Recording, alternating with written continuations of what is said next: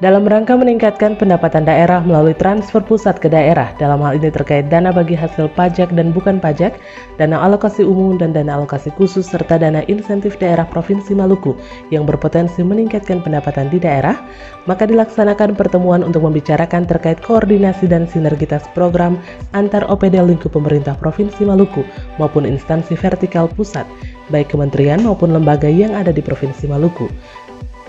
Pertemuan ini bertujuan untuk menggali potensi pajak lembaga di Provinsi Maluku terkait dana transfer ke pusat.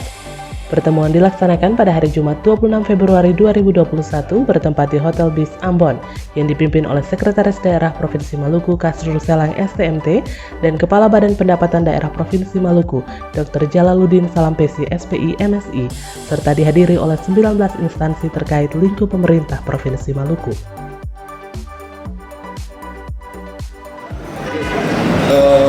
Pertemuan hari ini difokuskan pada brainstorming upaya peningkatan PAD, pendapatan asli daerah dari sektor pajak khususnya untuk dana bagi hasil pajak dengan melibatkan sektoral dan badan lembaga kementerian yang ada di Provinsi Maluku. Berbagai tema yang dibicarakan terkait dengan upaya-upaya peningkatan pendapatan asli daerah dari menginisiasi potensi-potensi sumber daya daerah sebagai produk unggulan dengan keutamaan derivasi. Jadi produk-produk yang kemudian ada sebagai potensi sumber daya alam itu tidak diekspor atau tidak diperjualbelikan secara raw material atau material kasar yang harusnya menjadi produk derivasi atau produk-produk turunan yang memiliki nilai atau multiplier effect terhadap pengembangan wilayah. Dalam konteks pembangunan, maka dari sektor infrastruktur misalnya, teman-teman dari Pajak Pratama mengusulkan bagaimana PPh 21 untuk pajak perorangan maupun pajak badan diupayakan untuk setiap investasi ataupun pengelolaan proyek program-program pembangunan di Provinsi Maluku, badan atau lembaga harus memiliki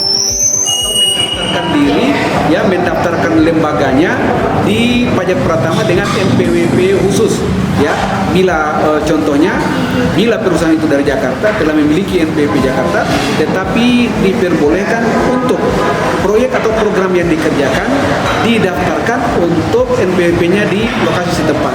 Dengan demikian maka akan meningkatkan dana bagi hasil dari dana transfer dari dana bagi hasil dari sektor infrastruktur.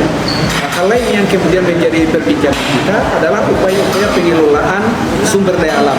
Potensi kita secara fungsional, secara potensi itu ada 3 unggulan utama, perikanan, kemudian perikanan yang terdiri dari budidaya dan penangkapan, kemudian pertanian khususnya perkebunan rempah-rempah, lalu pariwisata. Tadi secara tuntas berbagai ide untuk pengelolaan perikanan misalnya dengan adanya lumbung ikan didorong oleh regulasi, kemudian memberdayakan nelayan setempat dengan program-program besar seperti LIN dengan akumulasi 3 WPP yang ada diharapkan akan meningkatkan pertumbuhan ekonomi wilayah. Kemudian dari sektor perkebunan ini rempah-rempah baik pala maupun cengkeh itu menurut beberapa pendapat tadi adalah masa lalu. Masa lalu dari sisi apa?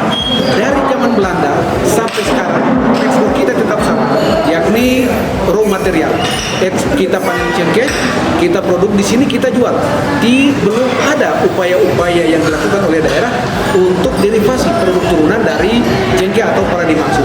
Sehingga kita selalu kalah dalam produk-produk turunan yang memiliki nilai multiplier effect terhadap pemberdayaan masyarakat. Sehingga pertumbuhan ekonomi di wilayah pedesaan belum tumbuh dan berkembang. Karena setelah panen cengkeh atau pala langsung diekspor. Tidak ada geliat ekonomi yang berdampak pada usaha-usaha produk itu diderivasi atau dibuat produk turunan. Demikian juga dengan pariwisata. Walaupun kita berpikir tentang adanya pandemi COVID-19 yang berdampak pada mobilitas penduduk antar wilayah, namun potensi sumber daya alam yang besar ini harus tetap menjadi bagian untuk keutamaan untuk perencanaan ke depan. Dari sisi inovasi sumber daya alam yang ada tidak kalah dengan daerah-daerah wisata lain sebagai destinasi.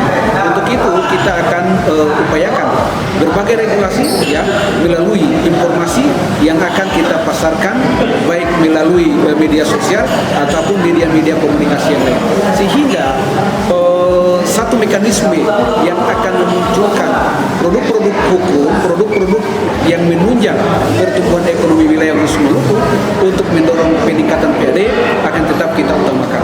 Di antaranya bagaimana legalisasi dari ide-ide yang didiskusikan tadi, dari aspek kebutuhan ekonominya, kemudian didukung oleh produk legal dari aspek hukumnya dengan melibatkan teman-teman dari Bupati misalnya atau lembaga-lembaga pendidikan lain.